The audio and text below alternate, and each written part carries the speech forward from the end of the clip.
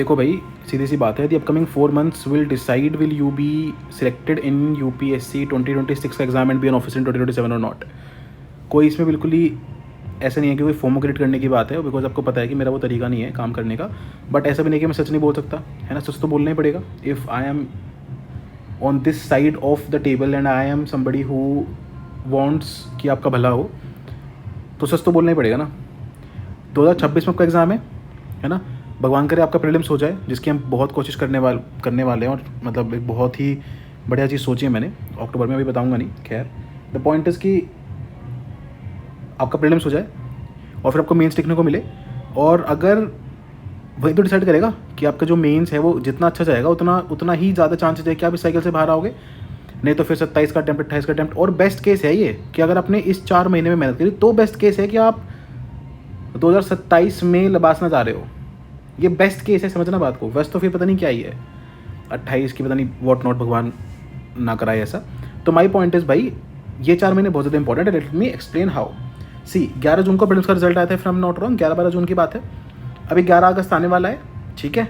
2 month हो गए prelims के रिजल्ट को, 2 months हैव पास्ड। अगर ऑनेस्टी है तो खुद से क्वेश्चन पूछ लो कि इन 2 महीनों में कितनी पढ़ाई करी है। How much have you studied in these 2 months, in the past 2 months। कितना स्ट्रक्चर्ड पढ़ाई करी है। एक जो 5 स्टेप, 7 स्टेप, 8 स्टेप प्रोसेस है मेंस का, उससे कितनी हद तक फॉलो किया है। कोई एक सब्जेक्ट 2 से तो पूरे किए हैं। जीएस पेपर नहीं बोल रहा हूँ, सब्जेक्ट बोल रहा हूँ, पूरे किए हैं पिछले 2 महीनों में। खुद से पूछ लो एक बार, है ना। देखो यार, बहुत सिंपल सी बात है, सबको पता है कि जब प्रीलिम्स का रिजल्ट आता है सबसे ज़्यादा दुखी मैं ही होता हूँ।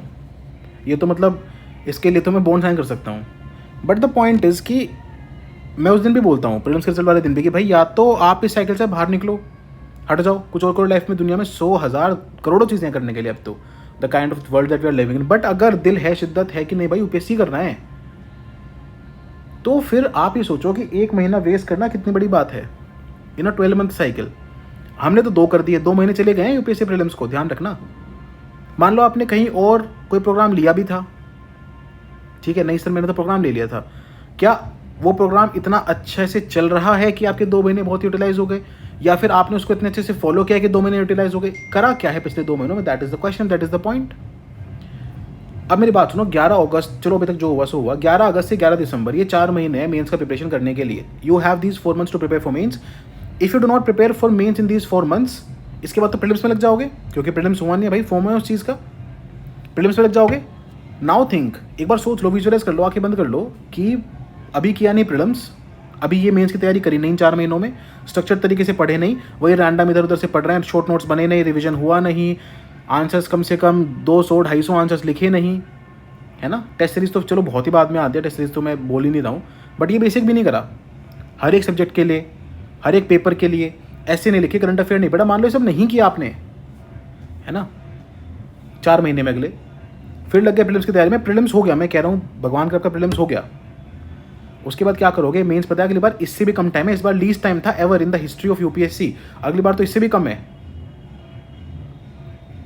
क्या करोगे? क्या करना है फिर मेंस तो होगा नहीं, फिर वापस से प्रीलिम्स, वही। फिर अब मेंस खत्म हुआ तो सितंबर, अक्टूबर, नवंबर, दिसंबर, फिर 4 महीने बचे, पर 4 महीने तो हम प्रिपेयर करने रहे, तो करना क्या है? ये तो सॉर्ट करना पड़ेगा ना। तो ये 4 महीने सर मेंस के लिए प्रिपेयर करने के लिए। मैं ये बिल्कुल नहीं कह रहा हूँ कि आपको कहाँ से करना है, आप खुद से करो। भगवान आपको इतना कैपेबल बनाए कि आप खुद से करो, मैं तो कह ही रहा हूँ, वी आर तो here to make you capable only. तो अगर आप खुद से कर पा रहे हो, उसका कोई काट ही नहीं है, कोई उससे बढ़िया बात है ही नहीं। Do it on your own. But if you are not able to do it on your, if you are not doing it on your own, then what, है ना। अगर नहीं कर रहे हो तो फिर गलत है ना भाई। 4 महीने इंपॉर्टेंट है, मेरी बात सुन लो ध्यान से। इन 4 महीनों की क्या इंपॉर्टेंस है भाई? जैसे कि मैं कह रहा था कि अगर 2 तरीके के लोग होंगे भाई, देखो पढ़ते तो सभी ही हैं, बट एक बंदा होगा जो स्ट्रक्चर्ड मेंस प्रिपरेशन करेगा इन 4 महीनों में, दूसरा को जो बिल्कुल ही अनस्ट्रक्चर्ड प्रिपरेशन करेगा। जो स्ट्रक्चर्ड करेगा उसकी मेंस 2026 की प्रिपरेशन कंप्लीट हो जाएगी इन्हीं 4 महीनों में। मैं गारंटी लेके बोल रहा हूँ ये चीज़। अगर किसी ने स्ट्रक्चर्ड प्रिपरेशन कर दी तो समझो बात को, जो इस बार मेंस लिख रहे हैं उन्होंने 2 महीनों में मेंस की प्रिपरेशन करी है। 11 तारीख को रिजल्ट आया, अभी 11 अगस्त हुई भी नहीं और हमारा मेंस 2025 का पूरा प्रोग्राम खत्म हो चुका है ना। जो लोगों ने स्ट्रक्चर्ड प्रिपरेशन नहीं करी है ना, इन 4 महीनों में उनका प्रीलिम्स हो भी जाएगा तो मेंस कैसे होगा? तो बेस्ट केस में फिर वो 2027 का अटेम्प्ट देंगे, बेस्ट केस है वो। और दूसरी तरफ एक बंदा जिसने इन 4 महीनों में बेस्ट प्रिपरेशन कर ली, वो 2027 में तो लबासना में आईएएस बन के बैठा होगा। डीओपीटी का मेल आया था परसों, समझ लेना बात को। तो ये है भैया 4 महीने, ये होता है विजनरी होना, ये है 4 महीने की इंपॉर्टेंस। समझने वाले समझ जाएंगे, बाकी लोग तो ठीक है, चल ही रही है दुनिया। How do you want to spend this 4 months? That is in your hand. Way 1 is to follow a 7-8-5 fold path of mains, जो मैं आपको भी समझाऊंगा। एक अष्टांगिक मार्ग सिर्फ बुद्धिज्म में नहीं होता है, अष्टांगिक मार्ग मेन्स की प्रिपरेशन में भी होता है। तो वो 8 फोल्ड मेन्स पाथ में समझाऊंगा अभी, या तो वो कर लो या तो फिर वे 2, तो मेरी मर्जी है भाई, मैं मेरी मर्जी में जो करूँ, है ना, फिर तो कुछ ना कुछ सब कर ही रहे हैं, वो फॉलो कर लो। तो एक वे 1 एक वे 2 है। वे 1 में आपको समझा देता हूँ, वे 2 तो आपकी मर्जी है ही, वे 1 में आपको समझा देता हूँ। आप अपने आप से कर लोगे तो मैं उससे ज़्यादा खुश हूँ ही नहीं। आप करो अपने आप से भाई साहब, करो प्लीज़ करो, बट करो। तो क्या है वो 8 फोल्ड पाथ? सबसे पहले तो भाई साहब बहुत अच्छा क्वालिटी का कॉन्टेंट आपको चाहिए होगा, है ना, या फिर कंटेंट समझ नहीं आ रहा, कंटेंट पढ़ने का मन नहीं कर रहा, तो बहुत अच्छे लेक्चर चाहिए होंगे जो आपके लिए उस कंटेंट को पूरे के पूरे को डिकोड कर दें। फिर उस पूरे कंटेंट के बेसिस पे आप PYQs लिखोगे। अब PYQs लिखना तो इनफ नहीं है ना, आपको शॉर्ट नोट्स भी चाहिए होंगे। या तो आपको शॉर्ट नोट्स बने बनाए मिले, मेड अप मिले, या तो आप खुद से बनाओ। फिर अपने PYQs लिखी जो है, उन PYQs का डिस्कशन भी करोगे आप, डिस्कशन देखोगे उनका, कहीं से तो इंप्रूव तो करोगे ना, कैसे, या तो इवैल्यूएट करवाओगे उनको कहीं, या तो अगर सेल्फ इवैल्यूएशन हम आपको सिखा दें और आपसे हर एक PYQ बैठ के डिस्कस करें, आपको बताएं कि इसके इंट्रो में क्या आएगा, बॉडी में क्या आएगा, पॉइंट्स कितने बनेंगे, कंक्लूजन क्या आएगा, आपने क्या लिखा आपसे पूछे, तो PYQ डिस्कशन या तो देखोगे, अटेंड करोगे लाइव, उसके बेसिस पे अपने आंसर को इंप्रूव करोगे, एनरिच करोगे, इज द 5th स्टेप। फिर जो शॉर्ट नोट्स हमने आपको दिया उनको रिवाइज करोगे बहुत अच्छे से, जो आपने अभी PYQs लिखे उनको रिवाइज करोगे बहुत अच्छे से, फिर जाके एक टेस्ट लगाओगे और आखिर में पैकअप करके अपने सामान को रख दोगे। देखो समझो बात को, हर चीज के लिए आखिर में एक ही आपका सोर्स होना चाहिए, एक शॉर्ट नोट्स और एक आपका लिखे हुए PYQs जो कि एनरिच्ड हो चुके हैं। मैं अपने कॉनकर वाले बच्चों को ये बात 1 महीने पहले बताई थी, 1-1.5 महीने पहले। तो ये 8 फोल्ड पाथ आपको हर एक सब्जेक्ट के लिए करना है इन 4 महीनों में, चारों GS पेपर के लिए। अगर आप ये खुद से कर लोगे तो मैं मतलब hats off and please do that, right. But अगर खुद से नहीं करोगे तो फिर कॉनकर बैच 3 जो 11 तारीख से आ रहा है, अब आपको पता है, before moving like to anything else, आपको पता ही है भाई कॉनकर की लेगेसी क्या है। 2024 की लेगेसी अब आप सबके सामने है, आपने देख लिया है ना। 25-30 साल पुराने इंस्टीट्यूट जो चीज़ नहीं कर पा रहे थे, जो चीज़ नहीं दे पा रहे थे, वो बच्चों ने कॉनकर के बारे में बोली है, तो you know it's legacy very well. 2025 की लेगेसी दुनिया देख लेगी, मैं अभी बता रहा हूँ, अभी पिछली बार से ग्रैंडर, बिगर, है ना, मोर ह्यूज लेगेसी होगी इस बार। 2026 बैच 1 और बैच 2 का अपडेट आपको मैं दे सकता हूं। दोनों में GS1 कंप्लीटली खत्म हो गया है, हर एक सब्जेक्ट का कंटेंट डिलीवर हो गया है, हर एक सब्जेक्ट के लेक्चर्स हो गए हैं, हर एक सब्जेक्ट के शॉर्ट नोट्स हो गए हैं, हर एक सब्जेक्ट की आंसर राइटिंग हो गई, लाइव आंसर राइटिंग की इतनी सारी क्लासेस हो गई है। अभी तो मैंने GS1 का रिविजन भी करा दिया कल परसों में। तो that is the update for your year का batch that will be joining, batches, है ना, जिसका 3rd बैच आ रहा है। तो ये इसकी लेगेसी आपको पता ही है कि कॉनकर का कोई काट है नहीं, कोई तोड़ है नहीं। आप खुद से करो या कॉनकर से करो, 11 अगस्त से लेके मिड सितंबर, मतलब अगले 1 महीने के आसपास में GS1 और GS4 कंप्लीट करने की कोशिश करो। हम जो कॉनकर वाले बच्चों कराएंगे, मैं आपको वो समझा रहा हूँ। GS1 का एक पूरा टारगेट बाय टारगेट बना के दूंगा कि आज आप ये देखो, आज आप ये देखो, आज आप ये करो, आज आप ये करो। वो रिकॉर्डेड फॉर्मेट में है। लाइव GS4 रोज चलेगा ही, क्योंकि भाई मेहनत तो करनी पड़ेगी ना। 4 महीने में कंप्लीट करना है, जो बाकी 6 महीने में कर रहे थे, हमने तो 2 महीने वेस्ट कर दिए।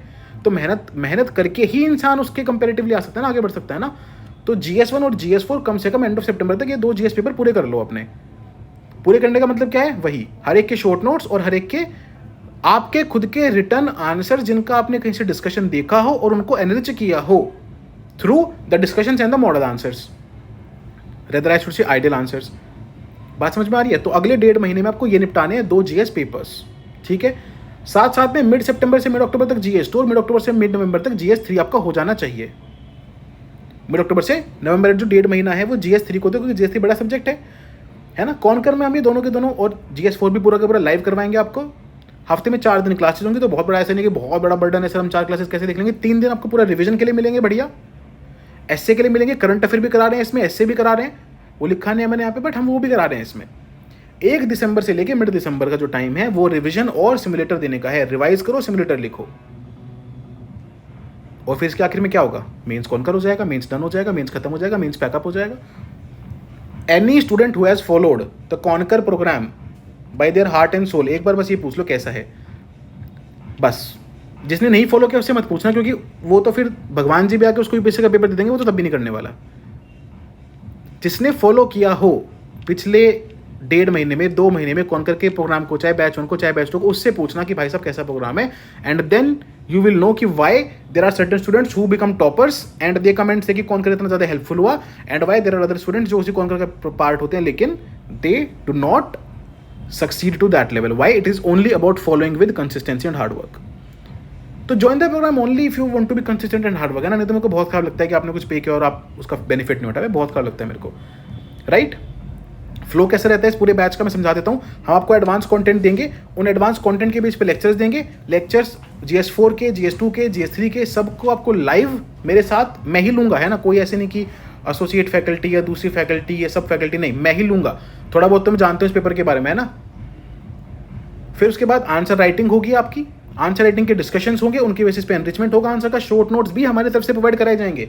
वैसे शॉर्ट नोट जो ऑलरेडी इस बार का मेंस राइटिंग बच्चा लिख रहा है, उन शॉर्ट नोट्स को यूज़ करके. और सबसे बड़ी चीज़ क्या है, जिस चीज़ का अलग से पता नहीं क्या ही चार्ज है मार्केट में, मेंटोरशिप. आपको मेंटोरशिप मिलेगी डेली बेसिस पे, पीयर ग्रुप मिलेगा, मेंटोरशिप मिलेगी, मेंटोरशिप सेशंस मिलेंगे.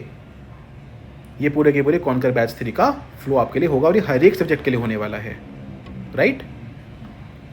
अब देखो भाई, बैच 1 और बैच 2 था 7500 इंक्लूडिंग टैक्सेस. तो टैक्सेस ये 18% हो गए, फिर प्लेटफॉर्म फी, फिर रिजर्व पे फी, ऐसे ऐसे करके बहुत ज़्यादा पड़ता है ये सब. खैर, द पॉइंट इज, अब क्योंकि ऑलरेडी एक सब्जेक्ट हो गया लेकिन हम उसको पूरा का पूरा रिकॉर्डेड फॉर्मेट में देंगे, तो हमने सोचा बैच से की प्राइसिंग थोड़ी सी कम कर देता है.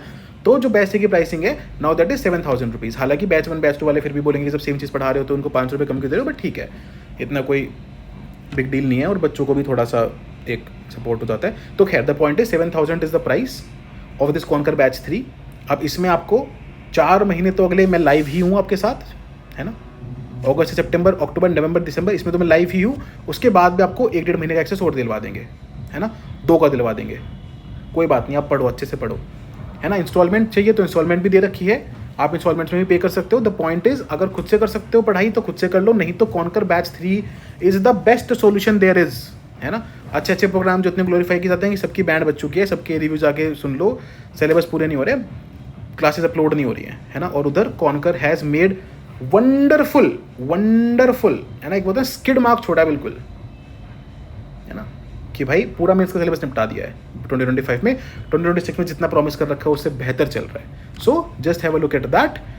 बाकी ये 2 नंबर हैं for any queries, you can call at them 9473745244, 8377072252. जिस भी नंबर पे जाओ कॉल कर लो and ask your queries about conquer if you want to. बाकी क्वेरीज इतने कुछ ज़्यादा होती भी नहीं है, जिसको पढ़ना है वो पढ़ ही लेता है, सीधी सी बात है, right. So this is the basic plan. खुद से करो या हमारे से करवाओ, कर लो. 2 महीने ऑलरेडी चले गए हैं, ये 4 महीने भी कब उठ जाएंगे पता नहीं चलेगा. भाई कंपटीशन ब्रूटल है, सीधी सी बात है ना. मेरी बात वही दिमाग में रखना, क्या देख रहे हो 2027 में खुद को अगर सच में IAS के रूप में लवासना, DOPT का लेटर वो सब देख रहे हो, अगर सिर्फ देखना नहीं, सपना नहीं है ये सिर्फ, अगर ये एम कर रहे हो, अगर आपका प्रॉपर टारगेट, प्रॉपर एम है ये, तो use this 4 months very well. खुद से करो, कोई दिक्कत नहीं है मुझे भाई, मैं 100 बार बोलूँगा इस बात को, लेकिन कर लो, है ना. Don't waste them like you have wasted the last 2 months. और खुद से होना बहुत इंपॉर्टेंट है. घर वालों को, दोस्तों को, पब्लिक को, सोसाइटी को, मेरे को बोलना बहुत अलग है कि हाँ सर कुछ पढ़ रहे थे. एक्चुअली में प्रैक्टिकलिटी में कितना पढ़ा, कितना किया इज़ द पॉइंट. तो वो अपने आप से पूछो एंड उसके बेसिस पे फिर अगले 4 मंथ की अपनी स्ट्रेटजी डिवाइस करो. Please complete your mains in the coming 4 months. अगर ये नहीं हो पाया तो बहुत बड़ी दिक्कत होगी आगे चल के, जनरली बड़े भाई के रूप में बोल रहा हूँ, ठीक है. कूल है भाई. बाकी कोई डाउट वगैरह हो, कोई कॉन्कर वाला बच्चा देख रहा हो तो भाई फीडबैक लिखना चाहते हो तो लिख देना कमेंट्स में. वैसे तो ठीक है, रोज़ ही फीडबैक देते हो आप, बट ठीक है स्टिल. बाकी जितने भी लोग हैं अच्छे से पढ़ाई करो, that is what matters at the end. भगवान आपका भला करे and happy Rakshabandhan once again. और इंडिपेंडेंस जाने वाला है अगले फ्राइडे, उसकी आपको बहुत बहुत शुभकामनाएं. आप एक बेहतरीन देश के वासी हैं, उसकी गरिमा और उच्चता को बरकरार रखिए हमेशा जहाँ भी आप रहें. On that note, this is Satyam Jain signing off till we meet next. Jai Hind, Vande Mataram.